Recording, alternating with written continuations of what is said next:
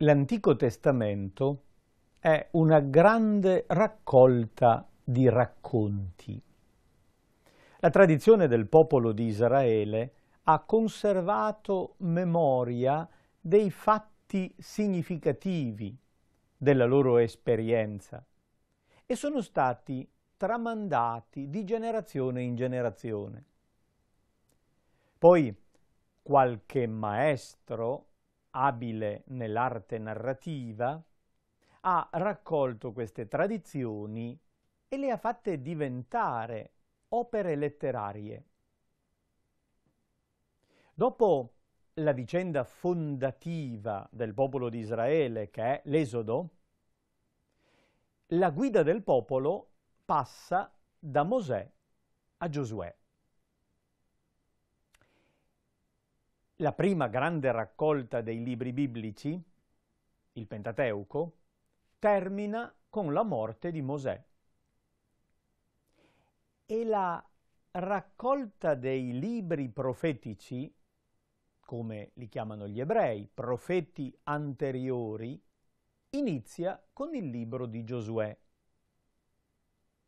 Gli studiosi moderni hanno definito una serie di libri che noi abitualmente chiamiamo storici come la narrazione storica deuteronomista, cioè un movimento profetico chiamato del Deuteronomio, perché alla base c'è proprio il testo del libro del Deuteronomio, ha narrato molte vicende del popolo di Israele con un intento formativo, catechistico, per educare le nuove generazioni alla fede dei padri.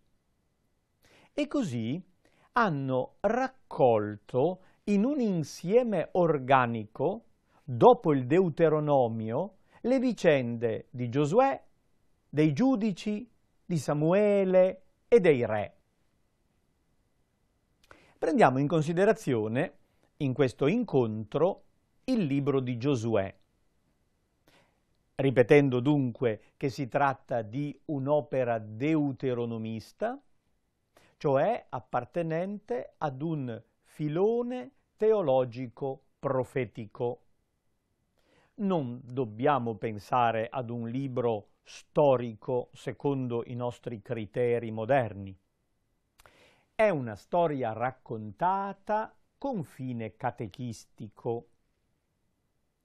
La vicenda di Giosuè riguarda la conquista della terra. Mosè ha guidato il popolo che è uscito dall'Egitto per 40 anni attraverso il deserto e lo ha condotto fino al Giordano. Dall'altra parte del Giordano, sul monte Nebo, nell'attuale Giordania, Mosè ha contemplato la terra che Dio ha promesso ai padri. L'ha vista, ma non vi è entrato. Sul monte Nebo Mosè muore. La guida del popolo è assunta da Giosuè. È importante ricordare che questo nome è lo stesso di Gesù. Sono due forme diverse dell'identico nome. Giosuè, figlio di Nun, è il condottiero che guida il popolo alla conquista della terra promessa.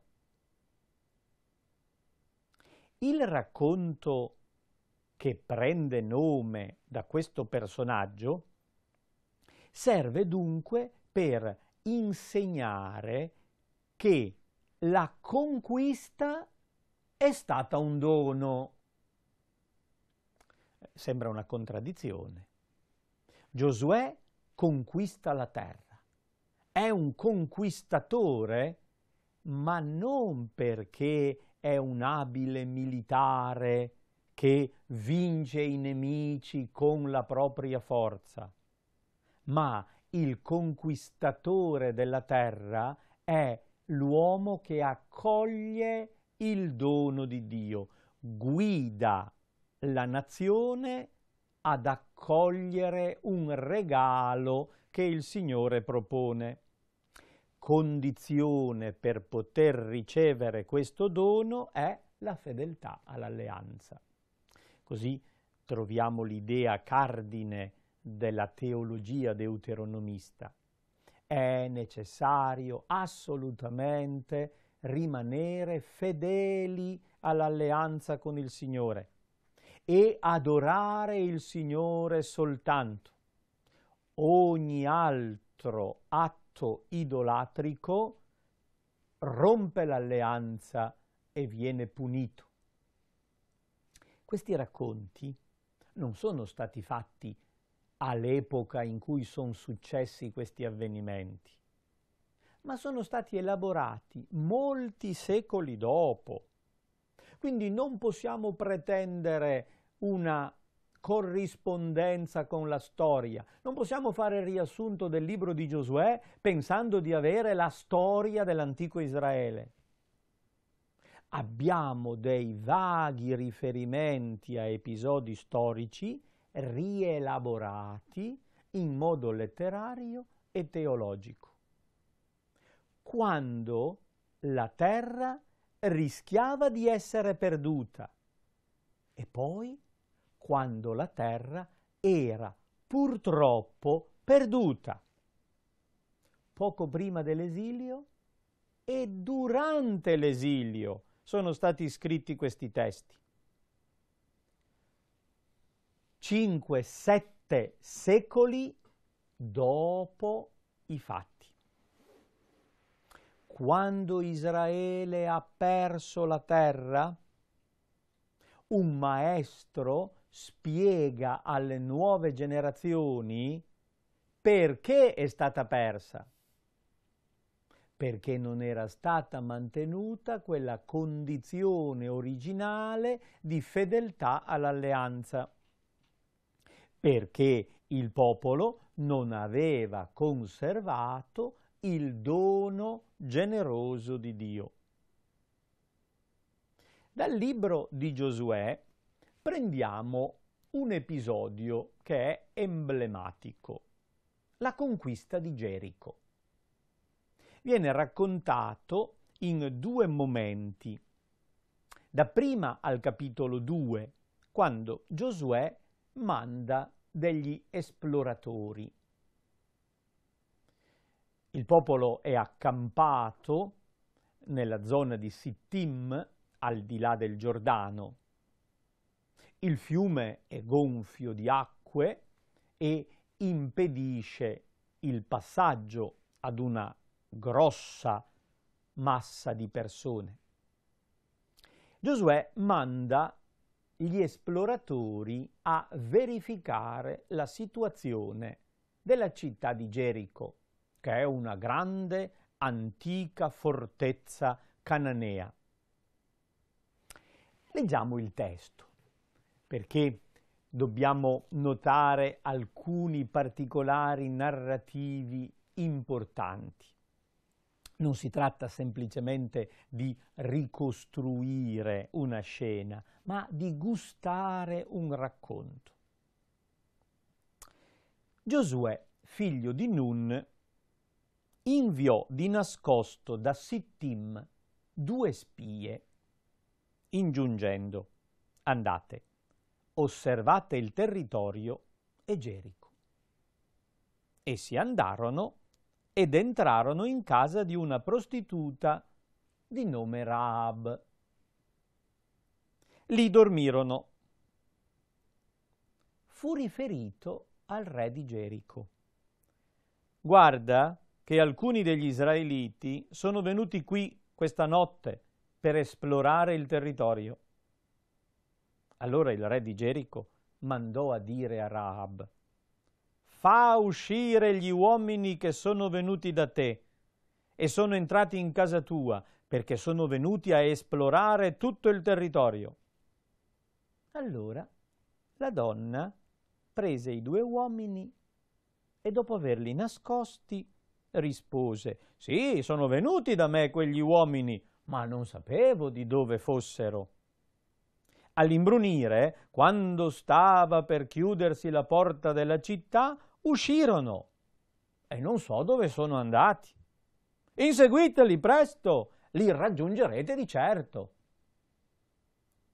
Ella, invece, li aveva fatti salire sulla terrazza e li aveva nascosti fra gli steli di lino che teneva lì ammucchiati. Quelli li inseguirono sulla strada del Giordano fino ai guadi e si chiuse la porta della città dopo che furono usciti gli inseguitori. Perché questa donna cananea di nome Rahab, una prostituta, difende i 2 esploratori israeliti? Il narratore ce lo spiega. Lo fa spiegare direttamente a questo personaggio femminile che di per sé non ha nessun ruolo nella storia, eppure è una comparsa significativa. La donna salì sulla terrazza da quegli uomini e disse loro: so che il Signore vi ha consegnato la terra. Ecco il motivo. So che il Signore, quando noi troviamo il Signore in italiano, significa che nell'originale ebraico c'è il nome proprio di Dio, Adonai, Yahweh. È il nome proprio del Dio di quel gruppo, degli israeliti. Rahab appartiene ad un popolo cananeo e ha saputo, come? In qualche modo, ma è un sapere teologico che va al di là di una conoscenza sui libri. È una questione concreta, pratica, che il Dio di Israele ha deciso di consegnare a loro quella terra, per cui lei saggiamente si mette dalla loro parte. Ci è piombato addosso il terrore di voi e davanti a voi tremano tutti gli abitanti della regione, perché abbiamo sentito che il Signore ha prosciugato le acque del Mar Rosso davanti a voi quando usciste dall'Egitto. Abbiamo sentito quel che avete fatto ai 2 re Amorrei al di là del Giordano, a Seon, re degli Amorrei, e a Og, re di Basan. Quando l'udimmo, il nostro cuore venne meno e nessuno ha più coraggio dinanzi a voi, perché il Signore vostro Dio è Dio lassù in cielo e quaggiù sulla terra. Questa donna è una teologa. Ha capito molto di più di tanti altri. Il narratore mette in bocca ad una donna peccatrice, straniera, una sintesi del catechismo per ammonire proprio quelli che nel popolo non hanno capito queste verità fondamentali. Rahab, la prostituta di Gerico, chiede ai 2 esploratori israeliti che le giurino la salvezza. Quando conquisterete la città, o meglio, quando il Signore metterà nelle vostre mani questa città, giuratemi di conservare in vita me e la mia famiglia. I due esploratori si impegnarono purché Rahab rimanesse in casa con la famiglia e non li tradisse. Il segno convenzionale per poterli riconoscere sarà una cordicella di filo scarlatto rosso che verrà appesa alla finestra della casa che si trova proprio sulle grandi mura della città di Gerico. Il mattino dopo, Rahab, dopo aver avuto la garanzia dagli esploratori che sarebbe stata risparmiata, di nascosto li fa uscire, li indirizza verso le montagne, loro non incontrano gli altri che erano andati alla loro ricerca e per un'altra strada ritornano all'accampamento di Giosuè. Possono riferire che i cananei sono terrorizzati dalla loro presenza. È un segno evidente, dicono le spie, che il Signore ci ha messo nelle mani questa città. E così Giosuè organizza il passaggio del mare. Come Mosè aveva passato il mare, Giosuè attraversa il fiume. È una specie di altro Mar Rosso. Giosuè riprende l'opera di Mosè. Il Giordano è un ostacolo, è una barriera d'acqua. Al comando di Giosuè, il Giordano si ferma. Qualcuno può spiegare che è avvenuta una slavina a nord, ha bloccato le acque per un po' di tempo? Ma non è questo che ci interessa, non è l'aggiustamento storico che vogliamo ricercare. Il racconto ha un senso teologico molto più profondo. Il Signore ha aperto il mare, il Signore ha aperto il fiume. Passa come processione solenne. I sacerdoti reggono l'arca dell'alleanza che blocca le acque del fiume e il popolo a piedi asciutti attraversa il letto del fiume.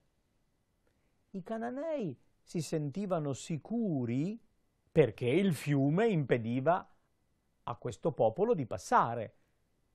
Eppure questo popolo passa nonostante il fiume. E il popolo arriva ai piedi di Gerico.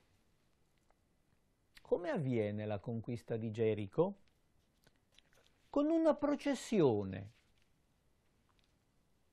Al capitolo 6, il libro di Giosuè racconta un episodio singolare, una liturgia di combattimento. Non è una liturgia a sé, non è un combattimento, è una preghiera che fa cadere le mura. Gerico era sbarrata e sprangata davanti agli israeliti. Nessuno usciva né entrava. Disse il Signore a Giosuè: vedi, consegno in mano tua Gerico e il suo re, pur essendo essi prodi guerrieri. Voi, tutti idonei alla guerra, girerete intorno alla città, percorrendo una volta il perimetro della città. Farete così per 6 giorni. 7 sacerdoti porteranno 7 trombe di corno d'ariete davanti all'arca. Il 7° giorno poi girerete intorno alla città per 7 volte e i sacerdoti suoneranno le trombe. Quando si suonerà il corno d'ariete, tutto il popolo proromperà in un grande grido di guerra. Allora le mura della città crolleranno e il popolo salirà, ciascuno diritto davanti a sé. E così Giosuè fece. Organizzò questa liturgia. Primo giorno una grande processione intorno alla città. Secondo giorno un'altra processione. Così per 7 giorni. Il 7° giorno il giro della città viene fatto 7 volte. È un simbolo liturgico. Non combattono, pregano, in silenzio e poi suonando le trombe. E con un grande grido la città crolla. Al 7° giorno, al 7° giro,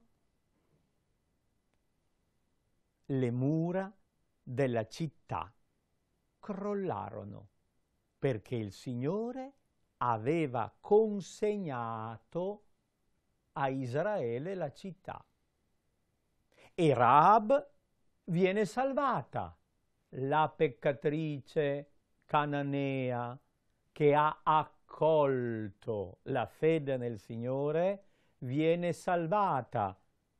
Sposa uno dei principi di Giuda e diventerà un'antenata del Messia. Questa figura femminile verrà ricordata dall'Evangelista Matteo nella genealogia di Gesù.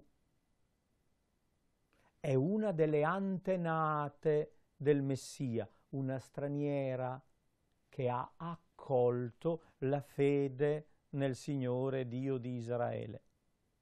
Gerico non è stata conquistata con la forza delle armi, ma con la preghiera obbediente. Che cosa vuole dire un racconto del genere?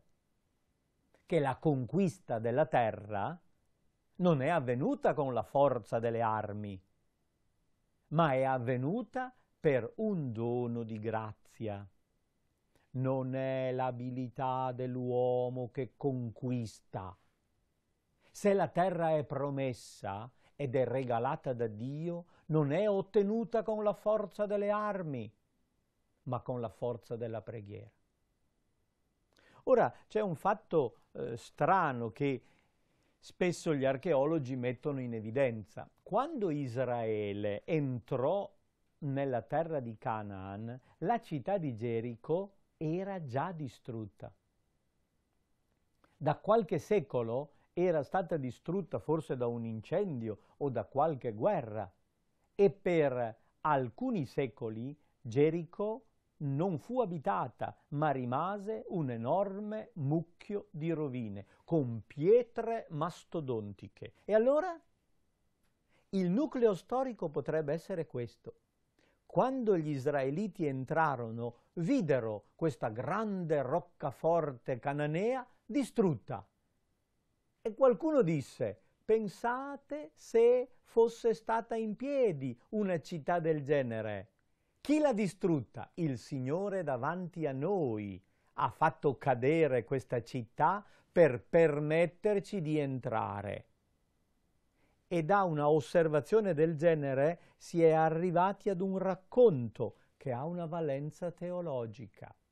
Giosuè è lo stesso nome di Gesù, il condottiero che guida la terra avuta in dono, ereditata per lascito di Dio. Beati i miti, perché erediteranno la terra, non devono combattere, è il Signore che concede loro il dono. I catechisti della tradizione deuteronomista insegnavano al popolo proprio questa grande verità. La terra è un dono di Dio.